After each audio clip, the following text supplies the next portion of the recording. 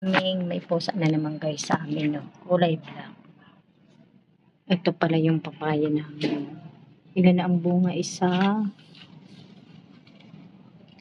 dalawa, tatlo. Tatlo na pala.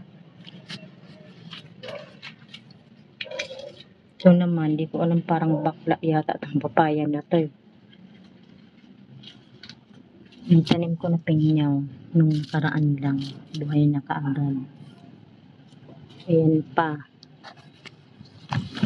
Malalaki na yung mga tanim ko na pinyaw. Sarap ng hangin dito guys.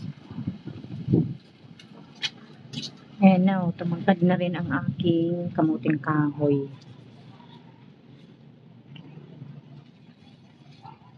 Ayan, ayusin muna ni Ate Lynn yung mga sinampay. Buti may araw na ngayon. Sunod-sunod kasi ang ulan, no.